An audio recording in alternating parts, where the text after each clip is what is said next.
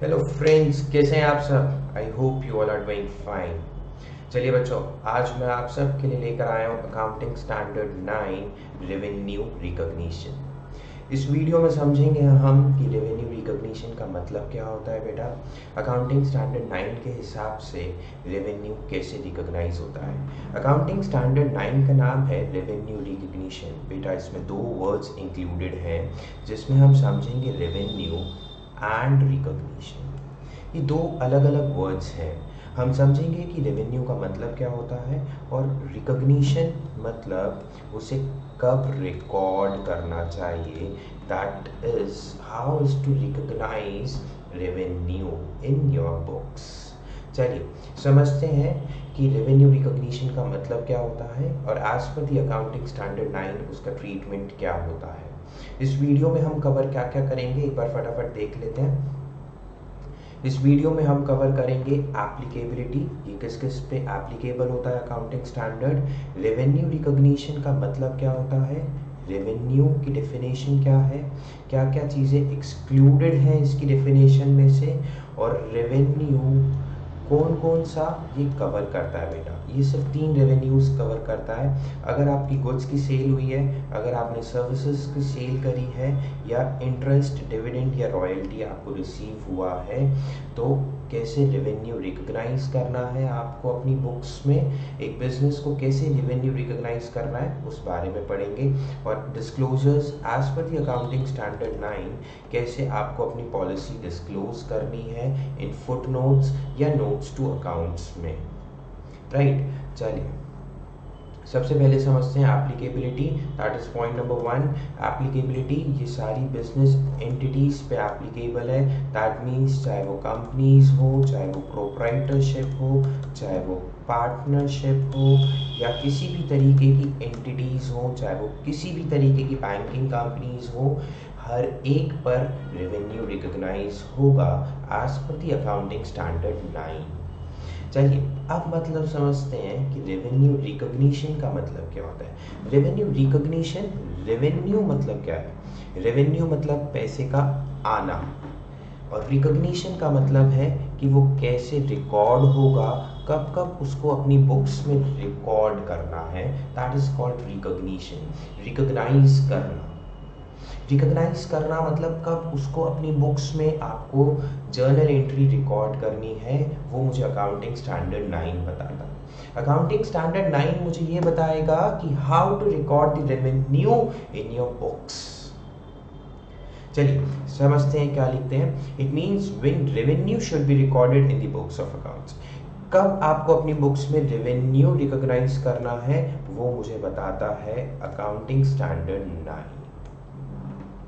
The standard is concerned with the recognition of revenue arising in the course of ordinary activities.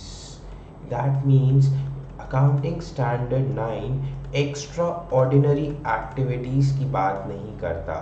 Extraordinary activities like like goods lost by fire, ये क्या है बेटा, extraordinary activities है। या फिर आपका land compulsory acquired, compulsory acquisition of land, ये सब क्या है बेटा, एक्स्ट्राऑर्डिनरी एक्टिविटीज। तो अकाउंटिंग स्टैंडर्ड 9 सिर्फ और सिर्फ कौन सी एक्टिविटीज के बारे में बात करता है, दैट इज ऑर्डिनरी एक्टिविटीज के बारे में बात करता है। Extra ordinary activities accounting standard 9 में कवर नहीं होती। अच्छा, ऑर्डिनरी एक्टिविटीज कौन कौन सी आती हैं सर, ये तो बता दो। पहली कहा बेटा मैंने, द सेल ऑफ गुड्स। आपका बिजनेस जिस चीज का है, दैट इज आप normal day to day business में जो गुड्स सेल करते हैं। अगर मेरा शर्ट बनाने का बिजनेस है तो मैं शर्ट सेल करता हूँ, that is sale of goods in the ordinary course, क्योंकि ऑर्डिनरी एक्टिविटी है। ऑर्डिनरी एक्टिविटी क्यों है, क्योंकि वो मैं डेली बेसिस पे करता हूँ। मेरा बिजनेस है गुड्स सेल करने का, शर्ट सेल करने का। रेंडरिंग ऑफ सर्विसेज, बेटा अगर आप एक चार्टर्ड अकाउंटेंट हैं तो आपका काम क्या है, सर्विसेज देना। सर्विसेज लाइक कंसल्टेंसी, आप चार्टर्ड अकाउंटेंट बनने वाले हैं कुछ टाइम बाद। आप क्या काम करेंगे? आप कंसल्टेंसी देंगे, tax advisory services, financial consultancies देंगे, तो रेंडरिंग ऑफ सर्विसेज, ये क्या आपका ऑर्डिनरी एक्टिविटी है। Next, the use by other of enterprises resources yielding interest, royalty और डिविडेंड। अकाउंटिंग स्टैंडर्ड 9 और किन 3 पॉइंट्स को कवर करता है? इंटरेस्ट, रॉयल्टीज और डिविडेंड। चलिए अब इनके बारे में समझते हैं कि रेवेन्यू का मतलब क्या होता है। अब समझेंगे हम नेक्स्ट टॉपिक में, that is definition of revenue. बेटा बहुत ध्यान से सुनिएगा, 5 मिनट मेरे साथ। इस डेफिनेशन को बाद में नोट करिएगा अपनी कॉपीज में, पहले समझ लीजिएगा कि इस डेफिनेशन का मतलब क्या है। रेवेन्यू अभी मैं सिर्फ एक बार रीड कर रहा हूँ, फिर इसके सारे पॉइंट्स को कवर करूंगा कि इसको एक्सप्लेन कैसे करना है। Revenue is the gross inflow of cash, receivables or other considerations arising in the course of ordinary activity of an enterprise from the sale of goods or from the rendering of services or from the use by others of enterprise resources in yielding interest, royalties and dividend. Sir पढ़ तो लिया, अब समझा दो। चलिए बेटा मैं कहता हूँ revenue is the cross inflow. ना क्रॉस इनफ्लो का मतलब क्या है? Amount received from the customers. जो अमाउंट आपको कस्टमर्स से रिसीव होता है दैट इज क्रॉस इनफ्लो। आपने कुछ भी सामान बेचा, कस्टमर आपको पैसा देकर गया, दैट इज क्रॉस इनफ्लो। वो आपका प्रॉफिट नहीं होता, दैट इज इनफ्लो। अभी आपके पास पैसा आया है, अभी इसमें से खर्चे भी तो बाकी हैं, प्रोडक्शन कॉस्ट है। जितना पैसा कस्टमर मुझे देकर गया, क्या वो सारा मेरा प्रॉफिट है? नहीं बेटा, वो मेरा प्रॉफिट नहीं है, वो मेरा अभी क्या है? सिर्फ रेवेन्यू है। रेवेन्यू में से एक्सपेंसेस माइनस होने बाकी हैं, तभी तो प्रॉफिट आएगा। तो रेवेन्यू क्या है? Revenue is the cross inflow of cash, receivables. Receivables मतलब जैसे कि बिल रिसीवेबल। बेटा कोई भी रिसीवेबल्स या उसने हमें चेक के फॉर्म में दे दिया, दीज आर कॉल्ड रिसीवेबल्स। और other consideration. Now other consideration का मतलब क्या है? एक्सचेंज ऑफर चल रहा है, सर गाड़ी एक्सचेंज करवा लो, दैट इज एक्सचेंज ऑफर चल रहा है। मैं चला गया एक्सचेंज ऑफर कर लेने मारुति के शोरूम। मारुति के शोरूम की गाड़ी की वैल्यू थी 3 लाख रुपए। मारुति की कार थी मारुति की कितने की बेटा? 3 लाख रुपए की। मैंने एक्सचेंज में ओल्ड कार दे दी। ओल्ड कार की वैल्यू थी लेट्स से 1 लाख रुपए और मैंने कैश दे दिया 2 लाख रुपए। तो मारुति के शोरूम के लिए रेवेन्यू क्या सिर्फ 2 लाख रुपए है या 1 लाख रुपए भी है? 1 लाख रुपए भी है। तो टोटल रेवेन्यू मारुति के लिए बेटा कितना है? 3 लाख रुपए। या तो कैश की फॉर्म में रिसीव हो या फिर अदर कंसिडरेशन, कोई और तरीके से आपने पैसा रिसीव करा हो, that is not in the form of cash. But आपने क्या रिसीव करा? आपने पुरानी गाड़ी रिसीव कर ली बेटा, और उसकी वैल्यू भी कितनी थी? 1 लाख रुपए। तो मारुति की गाड़ी खरीदने गया तो मारुति वाले के लिए रेवेन्यू क्या सिर्फ 2 लाख रुपए था?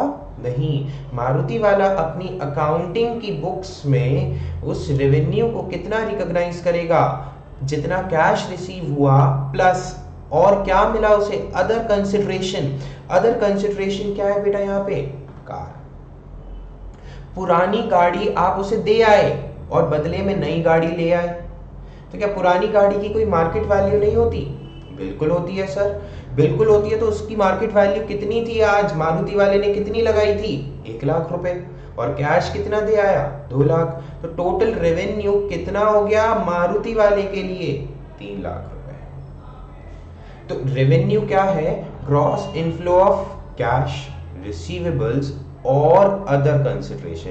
कंसिडरेशन आपने किसी भी तरीके से पैसा रिसीव करा हो, दैट इज कंसिडरेशन। बदले में क्या मिला, दैट इज कंसिडरेशन। आपने गाड़ी दी तो आपको बदले में क्या मिला? आप सब मारुति के कंपनी के शोरूम के ओनर हैं, एक बार को सपोज कर लेते हैं आप सब मारुति के शोरूम के ओनर हैं, आपने गाड़ी बेची, कस्टमर आपको क्या देकर गया, 2 लाख रुपए कैश देकर गया, और क्या देकर गया, 1 लाख रुपए की पुरानी गाड़ी भी तो दे गया। तो आपको गाड़ी बेचने पर बदले में क्या मिला, एक पुरानी गाड़ी और कैश, 2 चीजें मिली। तो आपके लिए टोटल रेवेन्यू बुक्स में कितना रिकॉर्ड होगा, 3 लाख रुपए। अच्छा, वो रेवेन्यू कैसे अराइज होगा, कैसे रिसीव हो सकता है, ऑर्डिनरी एक्टिविटीज बेटा। अगेन ध्यान दीजिए, एक्स्ट्रा ऑर्डिनरी एक्टिविटीज यहाँ पर नहीं आती, एक्स्ट्रा ऑर्डिनरी एक्टिविटीज यहाँ पर नहीं आती बेटा। एक्स्ट्रा ऑर्डिनरी एक्टिविटीज जैसे कि मैंने आपको बताया, इंश्योरेंस क्लेम, आपको इंश्योरेंस क्लेम से पैसा मिला, या गुड्स लॉस्ट बाय फायर, ये सब क्या है, एक्स्ट्रा ऑर्डिनरी एक्टिविटीज। तो एक्स्ट्रा ऑर्डिनरी एक्टिविटीज यहां पर कवर नहीं होती, यहां पर सिर्फ ऑर्डिनरी एक्टिविटीज की बात करता है। From the sale of goods या सर्विसेज देकर, या फिर आपको रेवेन्यू रिसीव हुआ हो किसकी फॉर्म में, इंटरेस्ट, डिविडेंड या फिर रॉयल्टी। अभी बात समझेंगे कि इंटरेस्ट क्या होता है, रॉयल्टी क्या होता है और डिविडेंड क्या होता है, ये अभी हम नेक्स्ट टॉपिक्स में पढ़ेंगे आगे। अभी सिर्फ हम रेवेन्यू का मतलब समझ रहे हैं कि रेवेन्यू का मतलब क्या होता है। रेवेन्यू का मतलब होता है बेटा पैसा का आना। अब पैसा किसी भी फॉर्म में आ सकता है, या तो वो हार्ड कैश की फॉर्म में आए या बदले में कुछ और मिल जाए, that is also a revenue. बिल्कुल ठीक। तो रेवेन्यू की डेफिनेशन अब दोबारा पढ़ते हैं एक बार। Revenue is gross inflow of, gross inflow मतलब अमाउंट रिसीव कैश की फॉर्म में या रिसीवेबल्स या अदर कंसिडरेशन। अदर कंसिडरेशन मतलब बदले में कुछ और मिला, कुछ और मिलने का मतलब जिसकी मार्केट वैल्यू है, जैसे कि बार्टर सिस्टम में बेटा अदर कंसिडरेशंस, गुड्स के बदले goods, that is also a consideration. मैंने गाड़ी बेची, नई गाड़ी बेची, बदले में पुरानी गाड़ी मिली और 2 लाख रुपए का कैश मिला, तो ये क्या है, टोटल रेवेन्यू। टोटल रेवेन्यू कितना है बेटा, 3 लाख रुपए। Arising in the course of ordinary activities of an enterprise. Ordinary activities मतलब जो नॉर्मल एक्टिविटीज हैं, नॉर्मल एक्टिविटीज जो आप अपनी डे टू डे बिजनेस में करते हैं। From the sale of goods, या तो गुड सेल करके हो, अगर आपका सर्विसेज देने का काम है तो सर्विसेज देकर आई हो, या फिर इंटरेस्ट, रॉयल्टीज और डिविडेंड की फॉर्म में मिला हो। इन तीनों के बारे में अभी आगे कवर करेंगे। हाँ जी बेटा, कोई डाउट यहाँ तक? नो। चलिए नेक्स्ट। अब इस रेवेन्यू की डेफिनेशन में क्या क्या नहीं आता, अब हम उसके बारे में बात करेंगे। Items not to be included within the definition of revenue for the purpose of accounting standard 9। चलिए समझते हैं यहाँ पर कि इसकी डेफिनेशन में क्या क्या नहीं आता। Realised gain resulting from the disposal, disposal का मतलब बेटा से, and unrealised gain resulting from the holding of non current assets, इसका मतलब क्या है, फिक्स्ड एसेट्स या फिर investments. Example, appreciation in the value of fixed assets. अगर आप अनरियलाइज्ड गेन कैसे होता है बेटा, अनरियलाइज्ड गेन होता है, अनरियलाइज्ड गेन कैसे होता है, अनरियलाइज्ड गेन होता है रीवैल्यूएशन कर।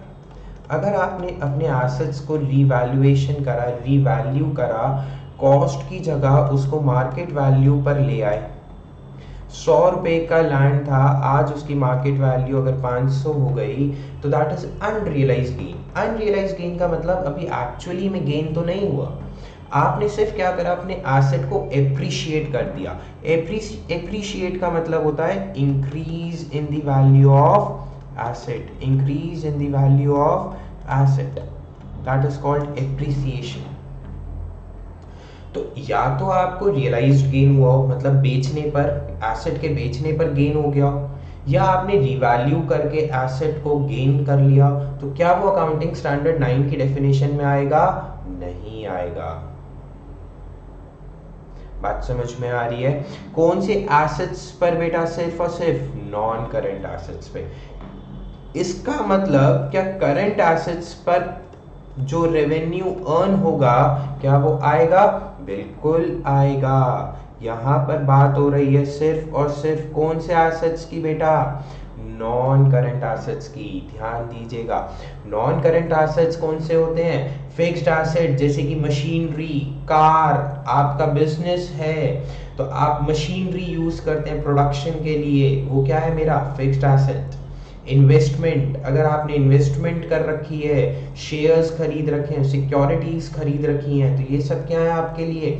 इन्वेस्टमेंट्स हैं। तो non current assets, fixed assets या फिर इन्वेस्टमेंट, इन पे चाहे रियलाइज्ड गेन हो, रियलाइज्ड गेन का मतलब सेल करने पर कोई फायदा हुआ हो, या अनरियलाइज्ड गेन मतलब रिवैल्यूएशन करके कोई फायदा हुआ हो, तो उस पर कोई भी गेन जो हुआ है वो अकाउंटिंग स्टैंडर्ड 9 कवर नहीं करता।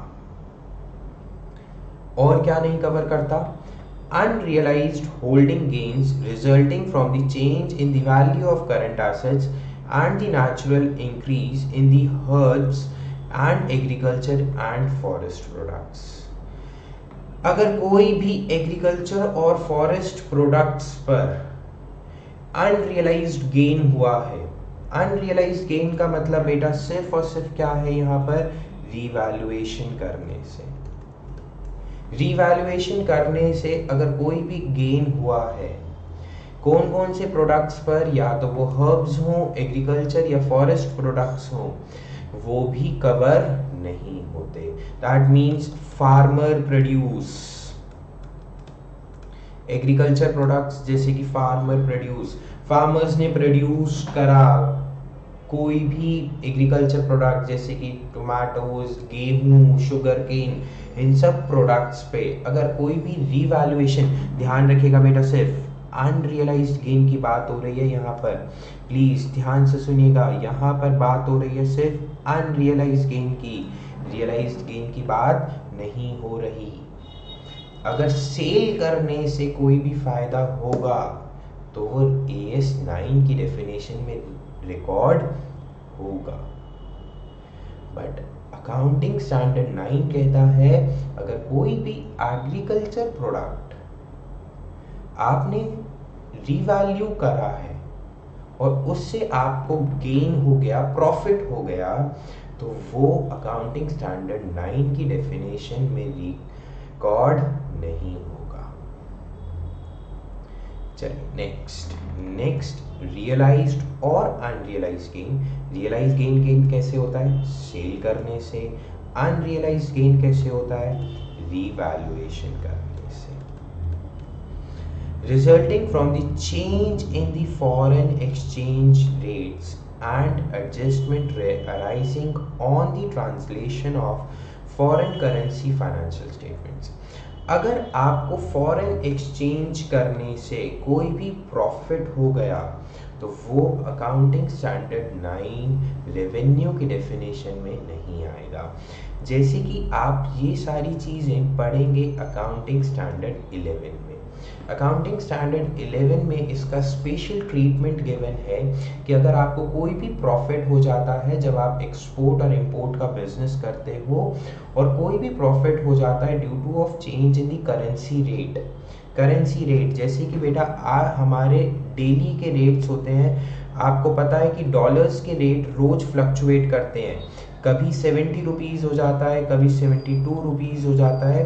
तो ये सारी चीज़ें क्या है? करेंसी फ्लक्चुएशंस हैं। तो अगर मुझे कोई भी गेन हो जाता है या कोई भी लॉस हो जाता है तो वो अकाउंटिंग स्टैंडर्ड 9 डेफिनेशन में रिकॉर्ड नहीं होता।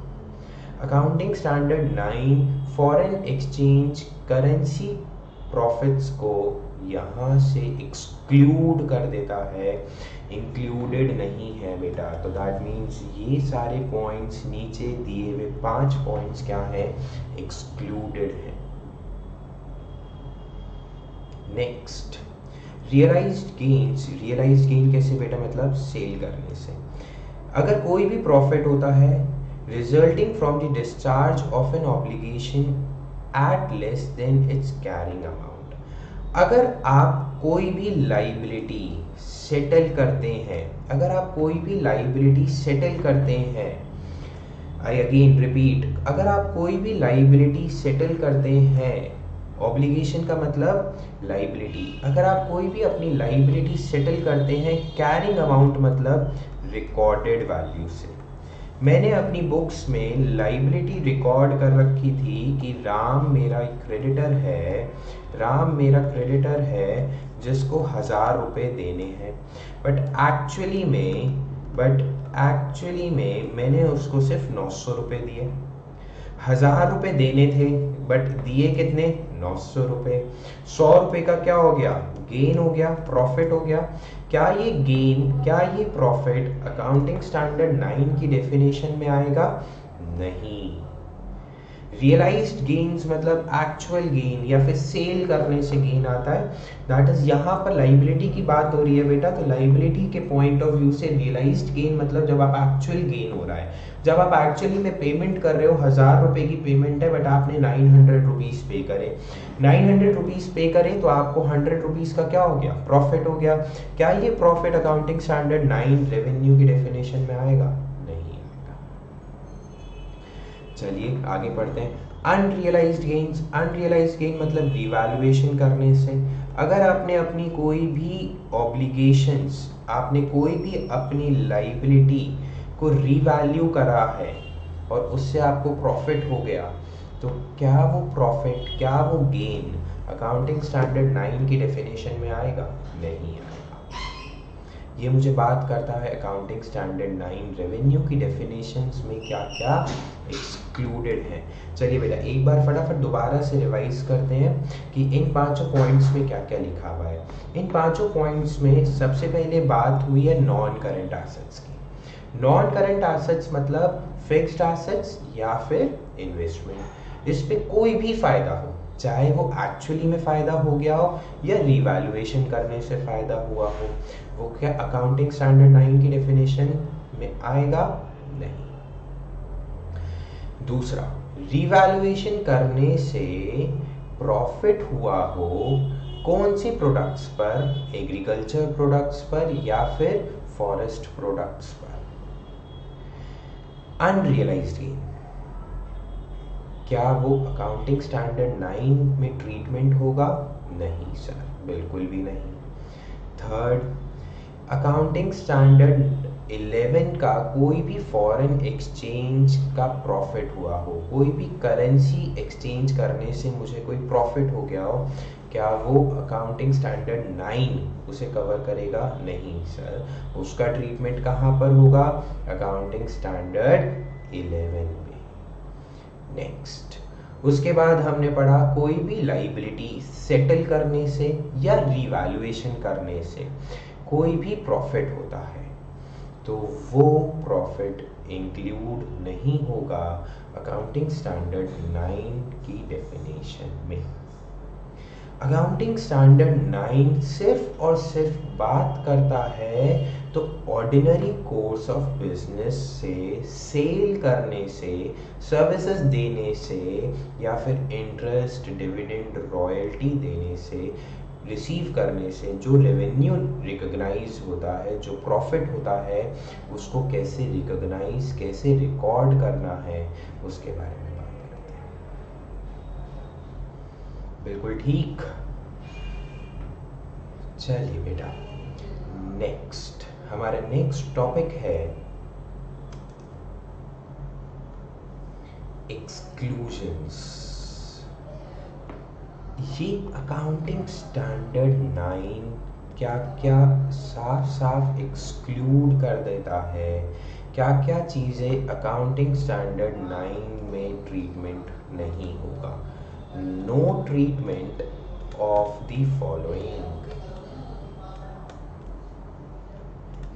इन सब चीज़ों का कोई ट्रीटमेंट नहीं होगा।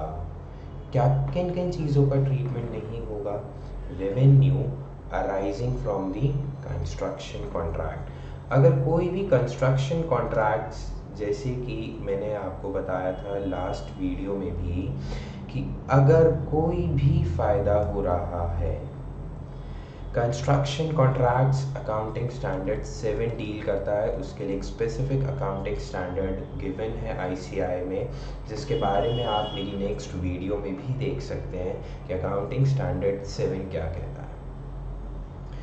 Revenue arising from hire purchase और लीज एग्रीमेंट के लिए भी एक स्पेसिफिक अकाउंटिंग स्टैंडर्ड है issued by ICI, that is accounting standard 19।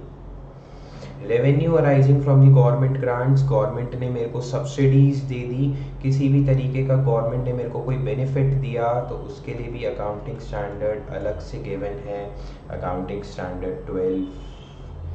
और revenue from the insurance companies, अगर कंपनीज को प्रीमियम रिसीव करने से जो रेवेन्यू होता है वो अकाउंटिंग स्टैंडर्ड 9 के हिसाब से रिकॉर्ड नहीं होगा। इसके लिए इंश्योरेंस रेगुलेटरी डेवलपमेंट अथॉरिटी की गाइडलाइंस फॉलो होती हैं बेटा, इस पे अकाउंटिंग स्टैंडर्ड 9 एप्लीकेबल नहीं होता। इरडा, इरडा क्या है बेटा? Insurance regulatory development authority. I repeat, insurance regulatory development authority. ये एक बॉडी कॉर्पोरेट है जो इंश्योरेंस कंपनीज को गवर्न करती है। इंश्योरेंस कंपनी के बारे में जितनी भी गाइडलाइंस हैं, जितनी भी अकाउंटिंग करने का तरीका है, वो सब कौन इशू करता है बेटा? IRDA, insurance regulatory development authority. तो क्या क्या चीज़ें अकाउंटिंग स्टैंडर्ड 9 कवर नहीं करता? Accounting standard 9 construction contracts cover नहीं करता, हायर परचेज और लीज एग्रीमेंट कवर नहीं करता, अगर कोई सब्सिडरी या ग्रांट रिसीव हुआ है गवर्नमेंट से तो वो भी कवर नहीं करता, इंश्योरेंस कंपनी को जितना भी प्रीमियम रिसीव हुआ है वो रेवेन्यू रिकॉग्नाइज अकाउंटिंग स्टैंडर्ड 9 के अकॉर्डिंग नहीं करेगा। इंश्योरेंस कंपनी प्रीमियम की जो इनकम होती है वो इंश्योरेंस रेगुलेटरी डेवलपमेंट अथॉरिटी की गाइडलाइंस के हिसाब से फॉलो करेगा। बिल्कुल ठीक बेटा।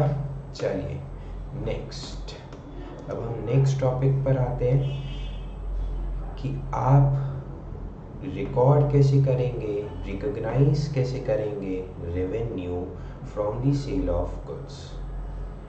गुड्स सेल करने पर क्या रेवेन्यू रिकॉग्नाइज कब और कैसे करते हैं उसके बारे में बात करते हैं। Revenue from sale transactions should be recognised when the following all conditions are satisfied. नीचे दो कंडीशंस हैं, ऑल टू कंडीशंस अगर सेटिस्फाई हो जाती हैं तो मैं अपनी बुक्स में रेवेन्यू रिकॉग्नाइज कर सकता हूँ। दैट मीन्स उसको मैं अपनी बुक्स में सेल्स रिकॉर्ड कर सकता हूँ ना। पढ़ते हैं। The seller of goods has, क्या क्या कंडीशंस हैं एक बार देखते हैं बेटा। The seller of goods has transferred to the buyer the property in the goods for a price और a significant risk and rewards of ownership have been transferred to the buyer। वो क्या कहता है? सेलर ने property transfer कर दी हो किसको? Buyer को। बायर को या तो मैंने वो गुड्स दे दिए हो, the seller of goods has transferred to the buyer, या तो वो गुड्स डिलीवर्ड हो गए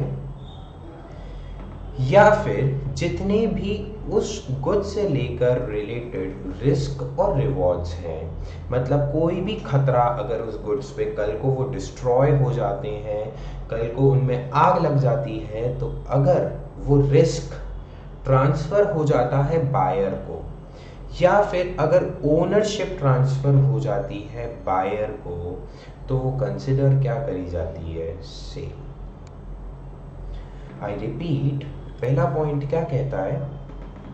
या तो सेलर ने गुड्स ट्रांसफर कर दिए हो बायर को, अगर गुड्स ट्रांसफर नहीं हुए इन एनी केस, हो सकता है कि बायर ने अभी डिलीवरी लेने से मना कर दिया हो। बायर कहता है कि सर 2 दिन बाद भिजवा देना मेरे घर पे। फॉर एग्जाम्पल बेटा, एक एग्जाम्पल लेता हूँ। आप क्रोमा के शोरूम पर गए। क्रोमा क्या है? एक इलेक्ट्रॉनिक्स का शोरूम है जो रेफ्रिजरेटर, एयर कंडीशंस वगैरह सेल करता है। क्रोमा एक इलेक्ट्रॉनिक्स का शोरूम है। आप क्रोमा के शोरूम पे गए, ये आप है बेटा, आप क्रोमा के शोरूम पर गए, आपको एयर कंडीशनर पसंद आ गया। आपने क्या करा? क्रोमा वाले को आपने पैसे दे दिए। क्रोमा वाला एसी देने को तैयार था। आपने कहा भैया अभी रुक जाओ, अभी ना 2 दिन बाद मेरे घर पे एसी भिजवाना, अभी मेरे घर पे वाइट वॉश चल रहा है, मैं अभी डिलीवरी नहीं लूँगा, मैं डिलीवरी अभी नहीं लूँगा, मैं 2 दिन बाद लूँगा। क्रोमा वाले ने कहा ठीक है, आप पैसे दे जाओ, मैं 2 दिन बाद अपने आप एसी भिजवा दूंगा आपके घर पे। मैंने कहा बिल्कुल ठीक। क्या मैंने डिलीवरी ले ली? नहीं। क्या सेलर ने, क्या क्रोमा वाले ने मुझे गुड्स ट्रांसफर कर दिए? नहीं बेटा। बट यहां पर पढ़िए, all significant risk and rewards of ownership. मैं उस एसी का मालिक किस दिन बन गया? जिस दिन मैंने क्रोमा वाले को पैसे दे दिए और क्रोमा वाले ने मुझे क्या दे दिया? इनवॉइस दे दिया। गुड्स अभी डिलीवर नहीं हुए, बट क्रोमा वाले ने क्या इशू कर दिया? भैया पैसे देकर जा रहा हूं तो बदले में अभी तो कुछ लेकर आऊंगा, एसी नहीं लेकर आ रहा तो बिल तो लेकर आऊंगा अपने हाथ में। That is invoice. मैंने क्रोमा वाले को पैसे दे दिए और क्रोमा वाले ने मुझे इनवॉइस दे दिया। तो आज से ही मैं उस गुड्स का क्या बन गया? उस एयर कंडीशनर का मैं क्या बन गया बेटा? मालिक बन गया। दैट इज मैं ओनर बन गया। तो क्रोमा वाला उस सेल को रिकॉर्ड कब करेगा? जब वो एक्चुअली में डिलीवरी करेगा, या जिस दिन उसने इनवॉइस इशू करा? जिस दिन उसने इनवॉइस इशू करा। यहां पर बात हो रही है ओनरशिप की।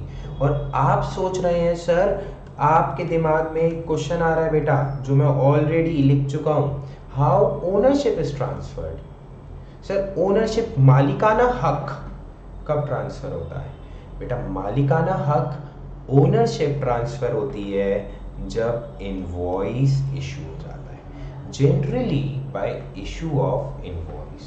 अगर एग्रीमेंट में कोई और कंडीशंस लिखी हुई हैं तो बात अलग है, बट 99% इनवॉइस जैसे ही मैंने बायर के नाम पे इशू कर दिया तो ओनरशिप भी क्या हो जाती है बेटा? ट्रांसफर हो जाती है। बिल्कुल ठीक। नेक्स्ट कंडीशन क्या कहती है? चलिए नेक्स्ट कंडीशन को पढ़ते हैं। No significant uncertainty exists regarding the consideration। अब ध्यान से देखिए, नो अनसर्टेनिटी, दोनों वर्ड्स का मतलब है कि कोई भी डाउट नहीं है। अगर पेमेंट रिसीव करने को लेकर, अगर पेमेंट रिसीव करने से लेकर कोई भी डाउट नहीं है आपके दिमाग में at the time of sale, तो आप उस सेल को क्रेडिट सेल की तरह रिकॉर्ड कर सकते हैं। अगर आपके दिमाग में डाउट है कि पैसा आएगा या नहीं आएगा, हो सकता है फ्री में देना पड़ जाए, तो आप उसको सेल रिकॉर्ड नहीं करेंगे। अगर डाउट है तो क्या सेल रिकॉर्ड करूंगा? नहीं। अगर कोई डाउट नहीं है तो क्या सेल रिकॉर्ड करूंगा? यस।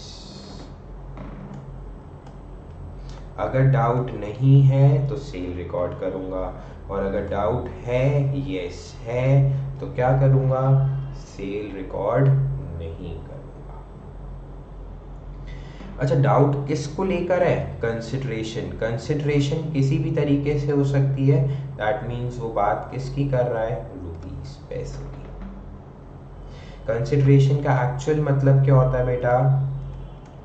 Something in return. जब आप दुकान पे सामान खरीदने जाते हैं तो बदले में पैसे देकर आते हैं, that is something in return. उस दुकान वाले के लिए कंसिडरेशन क्या है? पैसा। उसने आपको एयर कंडीशनर बेचा तो उसको बदले में क्या मिला? That is his consideration. Consideration can be of any form, या तो रुपीस होगा, या कैश में होगा, या फिर चेक होगा, या फिर आपने क्रेडिट कार्ड के थ्रू पेमेंट करी होगी, या आपने बदले में कोई और गुड्स उसको दे दिए होंगे जो बार्टर सिस्टम में होता था। Something in return, that is called consideration. तो दो कंडीशंस क्या क्या है बेटा? पहली कंडीशन क्या कहती है कि ओनरशिप ट्रांसफर हो गई हो, या फिर बायर गुड्स लेकर जा चुका हो। सेकंड कंडीशन क्या कहती है? सेकंड कंडीशन कहती है कोई भी डाउट, कोई भी संदेह, हिंदी में कहूं तो संदेह, कोई भी संदेह नहीं होना चाहिए पैसों को लेकर। वो पैसा अगर फ्यूचर में आना है तो वो कंफर्म होना चाहिए कि पैसा आ जाएगा। बिल्कुल ठीक। चलिए बेटा, अब आपके दिमाग में कुछ डाउट्स आ रहे होंगे, वो डाउट्स मैं सॉल्व करने की कोशिश करता हूँ। आप लोग सोच रहे हैं, क्या सोच रहे हैं? आप लोग सोच रहे हैं सर अगर कोई अनसर्टेनिटी है, डाउट है, बिल्कुल है, डाउट है पेमेंट नहीं आएगी, डाउट है, यस है, डाउट है। सेल करते टाइम लग रहा है कि यार ये तो फ्री में चला गया, मुझे नहीं लगता पैसा आएगा। बहुत बार होता है, मेरे रिश्तेदार आए मेरी दुकान पर, सामान लेकर चले गए, सामान लेकर चले गए, अब मुझे नहीं लगता पैसे देकर जाएंगे। बहुत रिश्तेदार होते हैं बेटा ऐसे, जो आते हैं दुकान पे, सामान तो ले जाते हैं, पैसे नहीं लेके जाते हैं। तो क्या है? डाउट है कि पैसा नहीं आएगा। तो मैं क्या कर दूंगा? अपने रेवेन्यू को पोस्टपोन कर दूंगा। जिस टाइम तक मुझे डाउट रहेगा तब तक मैं उसको सेल रिकॉर्ड नहीं करूंगा। मैं उसको वर्ड सेल तभी दे सकता हूं जब कोई भी डाउट नहीं होगा।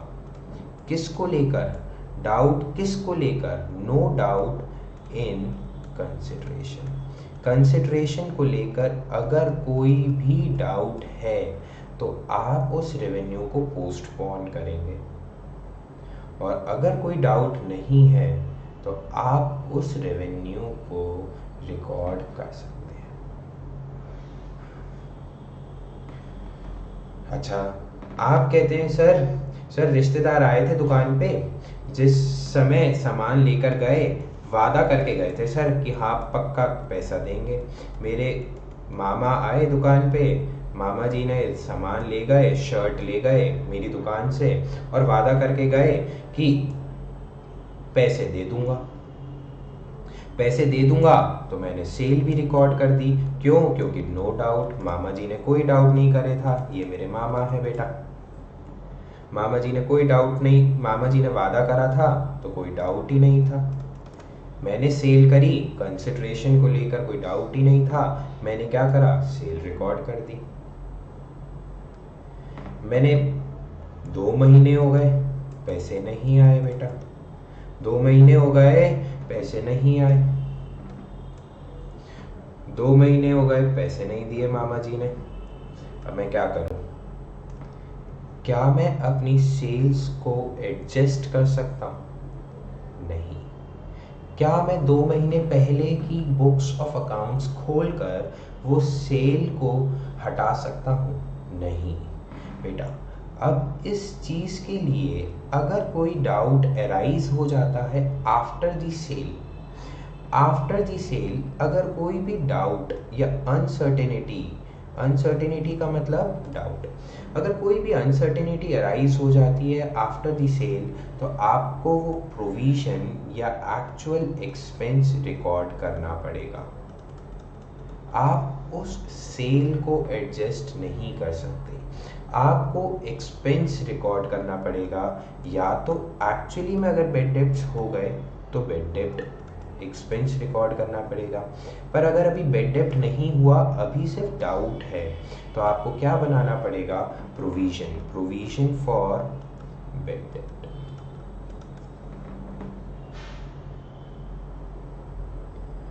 अगर at the time of sale ही डाउट है तो आप अपने रेवेन्यू को क्या करोगे? पोस्टपोन कर दोगे। बट अगर सेल करने के बाद डाउट आता है कि पैसा नहीं आएगा, तो मैं अपनी सेल्स को एडजस्ट नहीं करूँगा, मैं उसके लिए नेसेसरी प्रोविजंस या फिर एक्चुअल एक्सपेंस रिकॉर्ड करूँगा। बिल्कुल ठीक।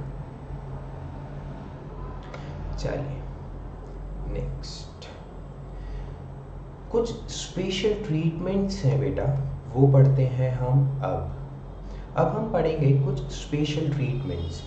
कंसाइनमेंट के टाइम पर सेल कैसे रिकॉर्ड करी जाती है।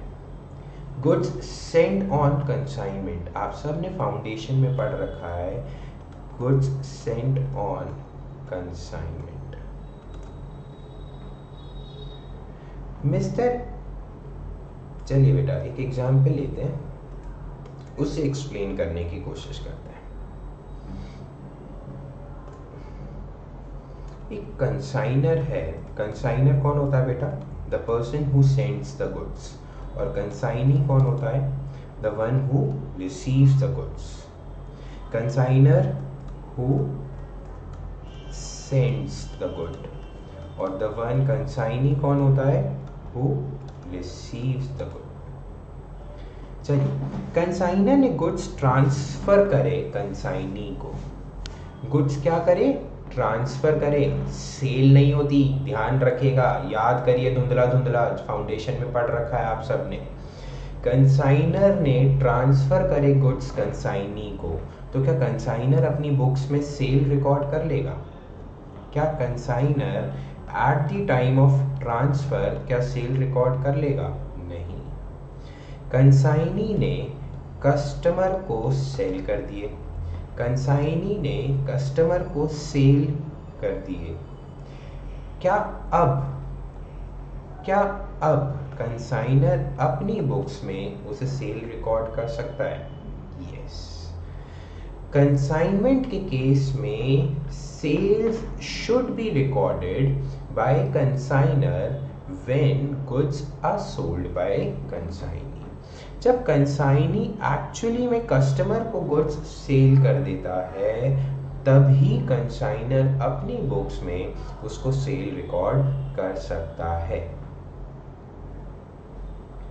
At the time of transfer sale record नहीं होती। नेक्स्ट है बेटा सेल्स रिटर्न।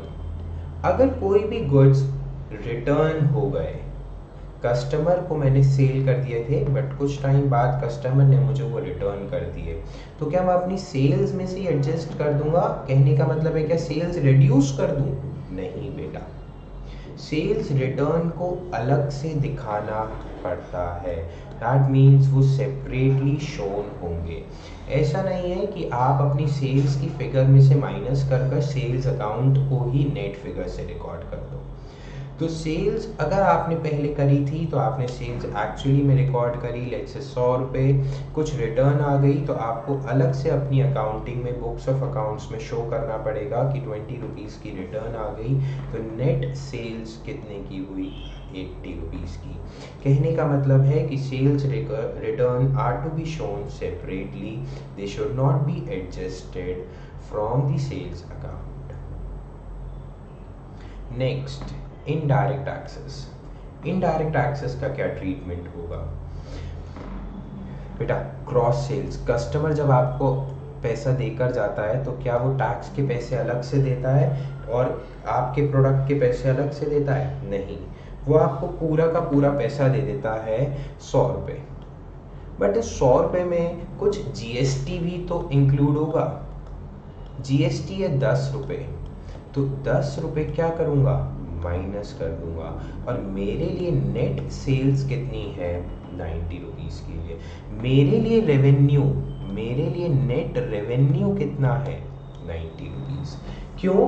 क्योंकि सर 100 रुपये में से 10 रुपये तो सरकार को देने हैं, वो इनडायरेक्ट टैक्स है। इनडायरेक्ट टैक्स आज की डेट में कौन सा एप्लीकेबल है हमारी कंट्री में? Goods and service tax, GST.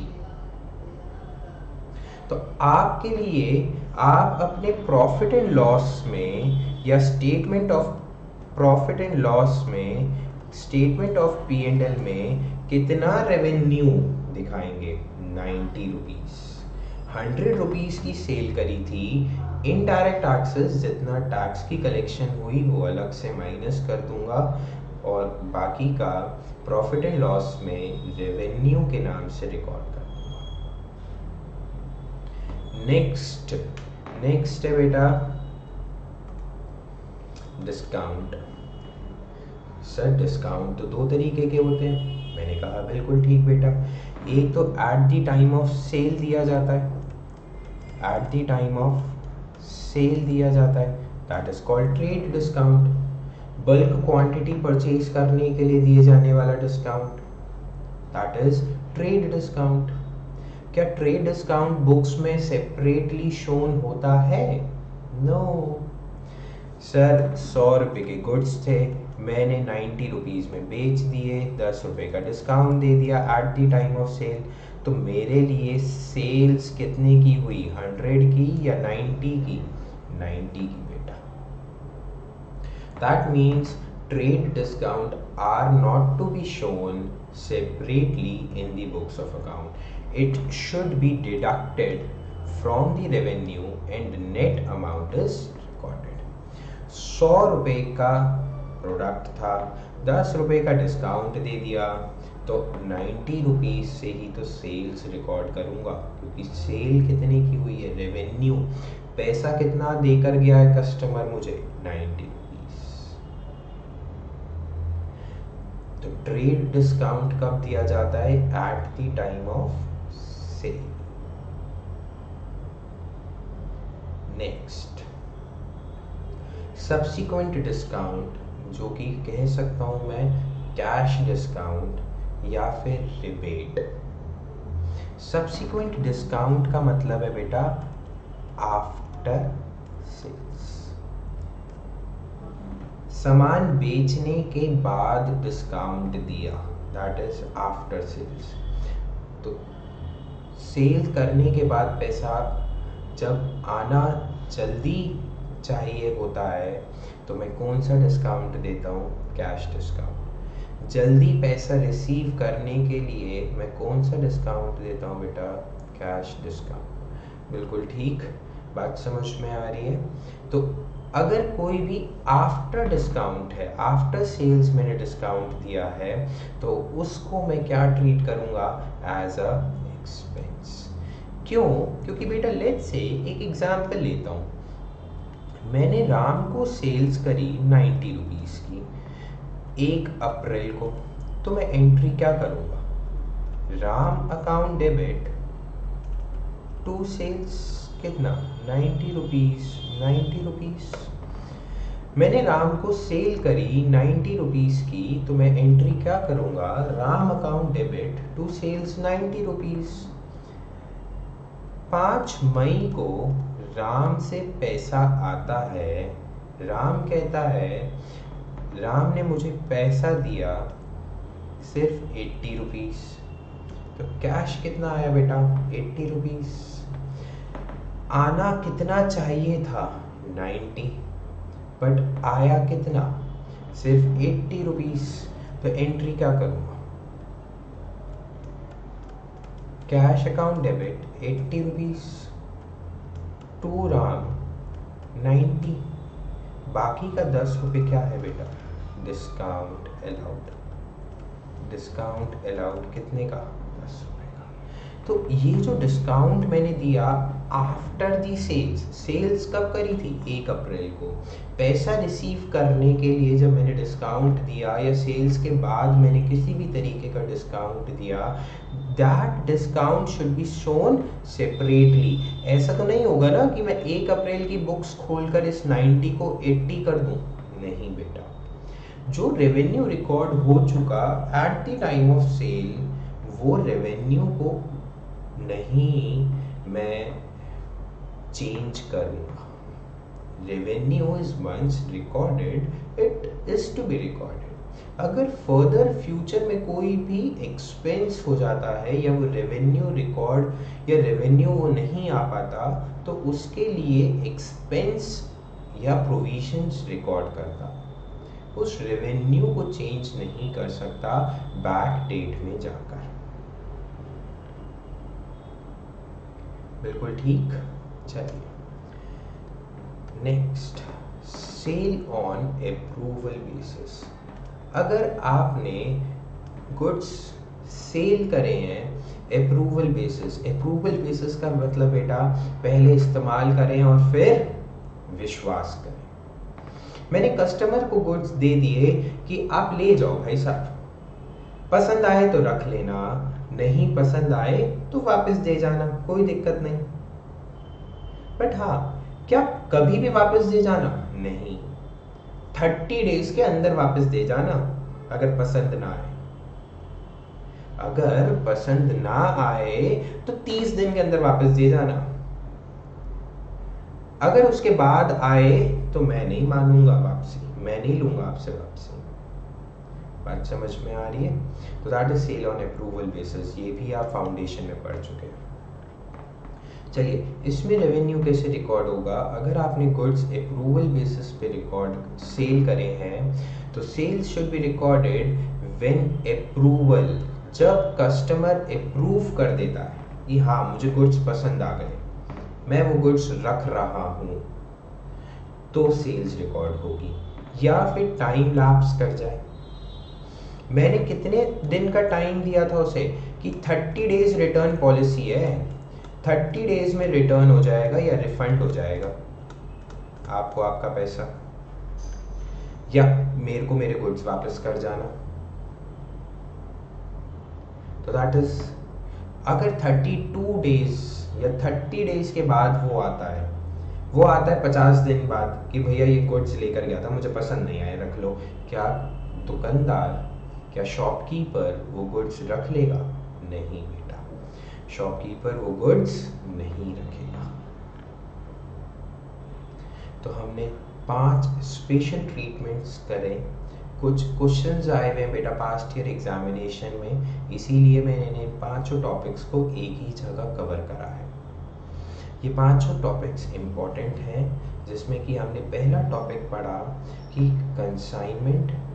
अगर गुड्स सेंट ऑन कंसाइनमेंट है तो कंसाइनर अपनी बुक्स में सेल कब रिकॉर्ड करेगा? कब रिकॉर्ड करता है? At the time of when goods are sold by consignee. Consignee, yes. Next हमने पढ़ा सेल्स रिटर्न। सेल्स रिटर्न में हमने देखा कि सेल्स अगर कोई भी रिटर्न हो जाती है, कोई भी वापस दे जाता है गुड्स मेरे, तो वो सेल्स रिटर्न सेपरेटली शोन होती है। वो आपको सेल्स की फिगर में से डिडक्ट नहीं करनी, अलग से शो कर दिखानी है sales return. Next indirect taxes. फिर हमने पढ़ा ट्रीटमेंट ऑफ इनडायरेक्ट टैक्सेस कि इनडायरेक्ट टैक्सेस जितना भी आपने कलेक्ट करा है वो आप ग्रॉस रेवेन्यू या ग्रॉस सेल्स में से माइनस कर देते हो, और जितना रेवेन्यू बच जाता है नेट रेवेन्यू, वो आप statement of profit and loss में ले जाते हो under the heading revenue from operations. फिर हमने पढ़ा डिस्काउंट। डिस्काउंट 2 तरीके का होता है, या तो सेल के टाइम पे दिया जाने वाला डिस्काउंट या फिर सब्सिक्वेंट आफ्टर दी सेल्स कोई डिस्काउंट दिया हो। अगर at the time of sale discount दिया है तो सर वो सेल्स की फिगर में से माइनस होकर नेट सेल्स रिकॉर्ड हो जाती हैं, क्योंकि at the time of sale दिए जाने वाला डिस्काउंट ट्रेड डिस्काउंट होता है और ट्रेड डिस्काउंट बुक्स में अलग से शो नहीं होता। फिर हमने बात करी सब्सिक्वेंट डिस्काउंट की। सब्सिक्वेंट डिस्काउंट मतलब सेल्स के बाद आफ्टर द सेल्स दिए जाने वाला डिस्काउंट, जैसे कि फॉर एग्जांपल कैश डिस्काउंट या फिर रिबेट। तो इन सब के लिए क्या सेल्स की फिगर एडजस्ट होती है? नहीं, ये अलग से क्या शो होता है? एक्सपेंस शो होता है। बिल्कुल ठीक। फिर उसके बाद हमने पढ़ा बेटा सेल्स ऑन अप्रूवल बेसिस, पहले इस्तेमाल करें और फिर विश्वास करें। अगर आपने ऐसी ही सेल्स करी है अप्रूवल बेसिस पर, तो जब तक कस्टमर से अप्रूवल नहीं आ जाता आप अपनी बुक्स में उसको सेल्स रिकॉर्ड नहीं करोगे। क्यों? क्योंकि अनसर्टेनिटी है, डाउट है पैसा आएगा या नहीं आएगा। और अगर डाउट है तो क्या सेल्स रिकॉर्ड होती है? नहीं। बिल्कुल ठीक बेटा, आई होप आप सबको समझ में आ रहा होगा। चलिए बेटा नेक्स्ट, अभी तक हमने बात करी थी सेल ऑफ गुड्स की, अब हम बात करेंगे सेल ऑफ सर्विसेज। ये तो बेटा बहुत ही आसान है। आसान तो पूरा अकाउंटिंग स्टैंडर्ड ही है बेटा, बहुत आसान है। इसमें हम सिर्फ प्रैक्टिकल बात करते हैं कि आपको अपनी बुक्स में रेवेन्यू कब कब रिकॉर्ड करना है। हमने गुड्स के बारे में तो समझ भी लिया सर, अब हम बात करते हैं सर्विसेज की। हम फ्यूचर में सर सर्विसेज ही तो देने वाले हैं, हम चार्टर्ड अकाउंटेंट या कंपनी सेक्रेटरी बनने वाले हैं सर फ्यूचर में। हमारा काम तो सर्विसेज देने का ही है, कंसल्टेंसी देंगे, हम ऑडिट करने जाएंगे तो सर हम फाइनेंशियली कंसल्टेंसी देंगे। ये तो हमें ज़रूर सिखा दो सर कि हम सर्विसेज में हम अपनी बुक्स में रेवेन्यू कब रिकॉर्ड करें, पैसा कब आएगा, पैसा आएगा तो बुक्स में रिकॉर्ड करना है, कब कब रिकॉर्ड करना है, ये सब बातें करते हैं। तो recognition of revenue from sale of services, इसको बहुत ध्यान से पढ़ते हैं। चलिए ये तो हमारे मतलब का टॉपिक है, पढ़ा हमने ऊपर वाला भी बेटा बहुत ध्यान से ही है, बट इसको अच्छे से पढ़ेंगे और अच्छे से पढ़ेंगे क्योंकि ये हमारे से रिलेटेड है। हम चार्टर्ड अकाउंटेंट बनने वाले हैं सर, चार्टर्ड अकाउंटेंट। तो चार्टर्ड अकाउंटेंट तो कंसल्टेंसी देता है, कंसल्टेंसी तो सर्विसेज है, तो कैसे सर्विसेज रिकॉर्ड करनी है सर ज़रा बता दो हमें भी। चलिए, revenue from service transactions is usually recognised as the services performed. जैसे ही सर्विसेज परफॉर्म हो जाती हैं वैसे ही रेवेन्यू रिकॉग्नाइज करना है, बट प्लस एंड बेटा दूसरी कंडीशन क्या है? No significant uncertainty exists regarding the amount of consideration that will be derived from the sale of services. Sir ये तो कुछ पढ़ा पढ़ा सा लग रहा है, ये कहाँ से आया है? बेटा ये सेम कंडीशन है जो हमने सेल ऑफ गुड्स में पढ़ी थी, सेम कंडीशन है। सेकंड वाली जो एंड के बाद से शुरू हो रही है वो सेम कंडीशन है बेटा। ये सारे अकाउंटिंग ये सारे रेवेन्यूज में आपको याद करनी है, चाहे वो रेवेन्यू सर्विसेज से हो, चाहे वो गुड्स से हो, चाहे वो इंटरेस्ट, डिविडेंड, रॉयल्टी, अभी हम आगे पढ़ेंगे, चाहे कहीं से भी रेवेन्यू आ रहा हो, आपको ये कंडीशन तो एग्जाम में एज इट इज लिख कर आनी है, आपको लर्न करनी है। ये एक कंडीशन पांचों हेड्स में एक ही चलेगी कि कोई भी डाउट नहीं हो फ्यूचर में पैसा रिसीव करने से लेकर। अगर कोई डाउट है तो रेवेन्यू रिकॉर्ड नहीं होगा, रेवेन्यू रिकॉर्ड नहीं होगा। और अगर डाउट नहीं है, कोई डाउट नहीं है पैसा आएगा, बिल्कुल आएगा, तो रेवेन्यू रिकॉर्ड हो सकता है। नो अनसर्टेनिटी, कोई अनसर्टेनिटी ना हो, कोई doubt, no doubt in receiving the payment, कोई डाउट ना हो पेमेंट रिसीव करने को लेकर, तो ही आप रेवेन्यू रिकॉग्नाइज कर सकते हैं। तो दोबारा देखते हैं एक बार क्या कहता है सेल ऑफ सर्विसेज में। Revenue should be recorded when services are performed. Sir services perform होने के बाद रेवेन्यू रिकॉर्ड करूंगा? यस। बट दूसरी कंडीशन क्या कहती है बेटा, पैसा रिसीव करने को लेकर कोई भी डाउट ना हो, कोई भी डाउट ना हो पैसे को लेकर, पैसा आना ही आना है। कंसिडरेशन, कंसिडरेशन का मतलब बेटा समथिंग इन रिटर्न, हम ऑलरेडी रिवाइज कर चुके हैं, पढ़ चुके हैं, समझ चुके हैं ऊपर। चलिए सर, सर्विसेज परफॉर्म दो तरीके से होती हैं, या तो पार्शियली परफॉर्म हो चुकी होगी या फिर कंप्लीट हो चुकी होगी बेटा। कुछ ऐसी सर्विसेज होती हैं जो ऑन गोइंग प्रोसेस होती हैं, जैसे कि लेट्स से आपने एक कंसल्टेंसी सर्विसेज, या आप फाइनेंशियल कंसल्टेंट हैं या टैक्स कंसल्टेंट हैं कंपनी के, तो आपने 5 साल के लिए उस कंपनी का कॉन्ट्रैक्ट ले लिया कि हम 5 साल आपको टैक्स कंसल्टेंसी सर्विसेज देंगे। आपने 5 साल के लिए कॉन्टिन्यूस सर्विसेज दे रहे हो। तो ये सब क्या होती हैं, जब पार्शियली परफॉर्म। लेट्स से आपने 50 लाख में 5 साल की सर्विसेज का कॉन्ट्रैक्ट ले लिया, 5 इयर्स बेटा, 5 ईयर की सर्विसेज के लिए आपने कॉन्ट्रैक्ट ले लिया। तो क्या 5 साल बाद रेवेन्यू रिकॉर्ड करूंगा, या हर साल कुछ कुछ पोर्शन अपने रेवेन्यू का रिकॉर्ड कर सकता हूँ? तो इसके बारे में बात करते हैं। There are the 2 methods of recognising the revenue. Method number 1, that is proportionate complete method. Proportionate मतलब अगर आपकी सर्विसेज पार्शियली कंप्लीट हुई है, पार्शियली कंप्लीट हुई है, तो कितना रेवेन्यू रिकॉर्ड कर सकते हो? Revenue is recognised to the extent of work completed. जितना परसेंट आपने वर्क कंप्लीट कर दिया, जितना परसेंट आपने वर्क कंप्लीट कर दिया, उतना आप रेवेन्यू रिकॉग्नाइज कर लो। सर 50 लाख की सर्विसेज थी, 5 साल के लिए, 1 साल कंप्लीट हो गया, मैंने 20% काम भी दे दिया, मैंने 20% सर्विसेज भी दे दी, तो पहले साल में अपना कितना रेवेन्यू रिकॉग्नाइज कर सकता हूँ, रेवेन्यू कितना रिकॉग्नाइज कर सकता हूँ, रिकॉर्ड कर सकता हूँ? 50 लाख का 20%, दैट मीन्स बेटा कितना हो गया, 10 लाख। क्या मैं इस रेवेन्यू को रिकॉर्ड कर सकता हूँ अपनी बुक्स में? यस, कोई दिक्कत नहीं है। नेक्स्ट पॉइंट क्या कहता है, this method can be applied only when part performance can be reliably measured. अगर आप अपनी सर्विसेज को मेजर कर सकते हो कि आपने कितना परसेंट वर्क कंप्लीट कर दिया, तो ही आप प्रोपोर्शनेट कंप्लीशन मेथड लगा सकते हैं। अगर आप अपनी सर्विसेज में अपनी परफॉर्मेंस की परसेंटेज ही कैलकुलेट नहीं कर पाते कि आपने कितना परसेंट वर्क कंप्लीट कर लिया, तो आप रेवेन्यू रिकॉर्ड कैसे करोगे बेटा? पैसा तो अभी आया ही नहीं,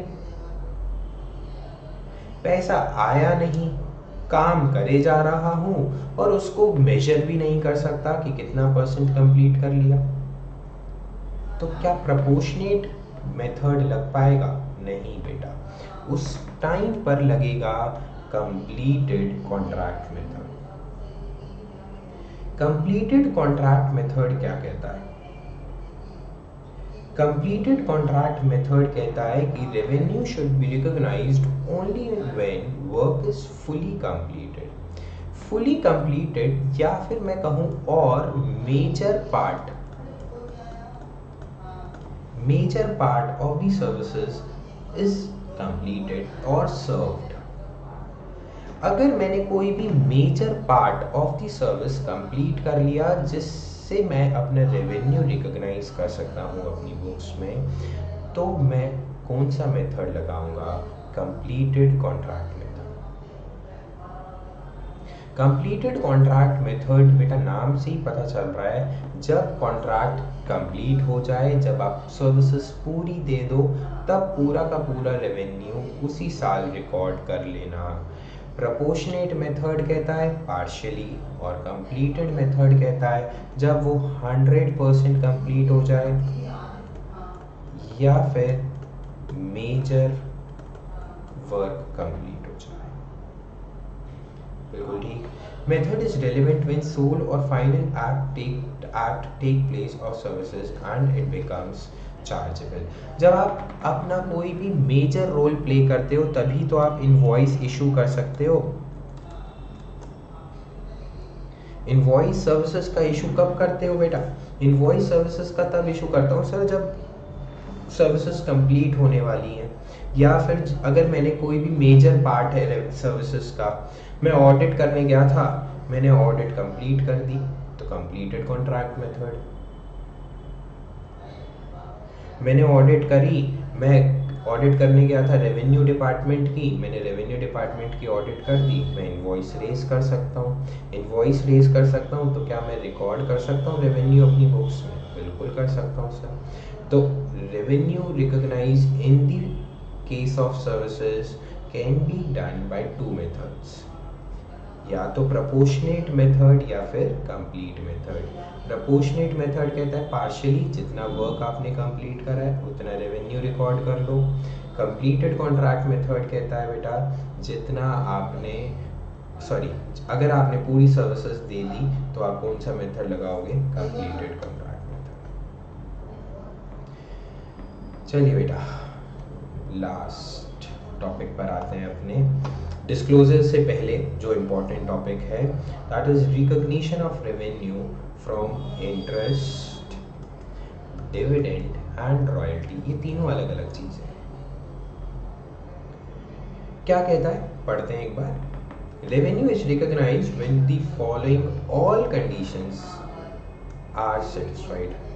ऑल कंडीशंस कौन सी है बेटा? पहली कंडीशन तो सेम है जो हमने सर्विसेज में भी पढ़ी और हमने गुड्स में भी पढ़ी कि पैसे को लेकर कोई डाउट नहीं होना चाहिए. भाई पैसा तो आएगा ही आएगा, कंसिडरेशन को लेकर कोई डाउट नहीं होना चाहिए, वो तो पैसा आएगा ही आएगा. दूसरा क्या कहता है? इंटरेस्ट कैसे रिकॉर्ड होता है बेटा? एक्रूअल बेसिस पे, दैट इज टाइम बेसिस पे. जब वो एक्चुअली में ड्यू हो जाता है तो आप अपनी बुक्स में उसको रिकॉर्ड कर सकते हैं. Next royalties. रॉयल्टी किस पे रिसीव होती है बेटा? कॉपीराइट्स पे, पेटेंट्स पे, ट्रेडमार्क्स पे. जब आप किसी को राइट देते हैं अपनी टेक्नोलॉजी को यूज करने के लिए तो आपको क्या रिसीव होता है बेटा? रॉयल्टी रिसीव होती है. तो रॉयल्टीज कैसे रिकॉर्ड होती हैं? रॉयल्टी रिकॉर्ड होती है बुक्स में एक्रूअल बेसिस पे as per the conditions of agreement. Agreement में जैसे कंडीशंस लिखी गई है between the user and the owner, वो जैसी भी एग्रीमेंट्स में कंडीशंस हैं अगर वो फुलफिल हो जाती हैं तो एक्रूअल बेसिस पर आप रॉयल्टी रिकॉर्ड कर सकते हैं. रॉयल्टी रिकॉर्ड कर होती है conditions as per the agreement. Dividend कैसे रिकॉर्ड होता है बेटा? डिविडेंड रिसीव पेमेंट जब एस्टैब्लिश हो जाता है. When right to receive payment is establish. अच्छा सर, जब राइट टू रिसीव पेमेंट, मेरा हक कंपनी से पैसे रिसीव करने का कब आता है? जब कंपनी डिक्लेयर कर देती है उसको एनुअल जनरल मीटिंग में. जब जनरल मीटिंग में रेजोल्यूशन पास हो जाता है कि कंपनी डिविडेंड बांट सकती है तब रिकॉर्ड हो सकता है बेटा. तो ये तीनों के लिए अलग अलग कंडीशंस हैं. एक कॉमन कंडीशन तीनों में कहूँ या पांचों में कहूँ तो that is condition number 1. Condition number 1 क्या कहती है कि कोई डाउट नहीं होना चाहिए रेवेन्यू को लेकर. रेवेन्यू को लेकर कोई डाउट नहीं होना चाहिए, वो फ्यूचर में रिसीव होना ही होना है. अगर डाउट है रेवेन्यू को लेकर कि पैसा शायद आएगा और नहीं आएगा तो आप उस रेवेन्यू को आज रिकॉर्ड नहीं करोगे बेटा. बिल्कुल ठीक. चलिए बेटा अब आते हैं हम अपने लास्ट टॉपिक पे दैट इज डिस्क्लोजर्स. डिस्क्लोजर्स क्या कहते हैं कि पॉलिसी अकाउंटिंग स्टैंडर्ड 9 आपने जो फॉलो करा है उसको नोट्स टू अकाउंट्स में डिस्क्लोज करना भी ज़रूरी है। नोट्स टू अकाउंट्स में कैसे डिस्क्लोज करते हैं? Policy adopted while recognising revenue should B disclosed. अगर आपने इंटरेस्ट एक्रूअल बेसिस पे रिकॉर्ड करा है तो आपको नोट्स टू अकाउंट में लिखना ज़रूरी है कि interest is recorded on the basis of accrual basis. आपने सर्विसेज कंप्लीटेड मेथड से रिकॉर्ड करी हैं तो आपको लिखना ज़रूरी है कि आपने कौन सा मेथड अप्लाई करा है, कंप्लीटेड सर्विसेज मेथड अप्लाई करा है। तो जो भी आपने पॉलिसी अडॉप्ट करी है वाइल रिकॉग्नाइजिंग और while recording a revenue should B disclosed. And if any substantial revenue is postponed, substantial मतलब मेजर, जिसका अमाउंट बड़ा है, अगर आपने कोई भी रेवेन्यू पोस्टपोन करा है, आज रिकॉर्ड नहीं करा, तो उसका रीज़न बताना ज़रूरी है। भाई मैंने सेल करी 100 करोड़ रुपए की, 100 करोड़ रुपए की सेल करी, कौन सी सेल थी बेटा? ये क्रेडिट सेल थी। मुझे डाउट है at the time of sale, कि पैसा नहीं आएगा, तो क्या मुझे रेवेन्यू आज रिकॉर्ड करना है? नहीं बेटा, मैं रेवेन्यू को क्या करूँगा? पोस्टपोन कर दूँगा, रेवेन्यू आज रिकॉर्ड नहीं करूँगा। तो ये जो 100 करोड़ रुपए का मैंने आज रेवेन्यू रिकॉर्ड नहीं करा, इसका रीज़न मुझे बताना है कि मैंने आज रिकॉर्ड क्यों नहीं करा। वो ऐसा क्या डाउट था आपको जिस वजह से आपने वो रेवेन्यू रिकॉर्ड नहीं करा? वो डाउट कुछ भी हो सकता है बेटा। हो सकता है compulsory acquired by the government, या वो इलीगल गुड्स हैं 100 करोड़ रुपए के, या at the time of sale मुझे डाउट था मैंने एक्सपोर्ट कर दिया। कुछ भी डाउट हो सकता है बेटा। चाइना में एक्सपोर्ट हो गया बट पेमेंट आने का डाउट है at the time of sale, शायद पैसा आएगा या नहीं आएगा। बिजनेस में रिस्क तो लेना ही पड़ता है ना, तो कुछ भी डाउट हो सकता है बेटा। इस वीडियो में हमने अकाउंटिंग स्टैंडर्ड 9 रिवाइज करा। आई होप आप सबको समझ में आया होगा। चलिए tata bye bye, god bless you all.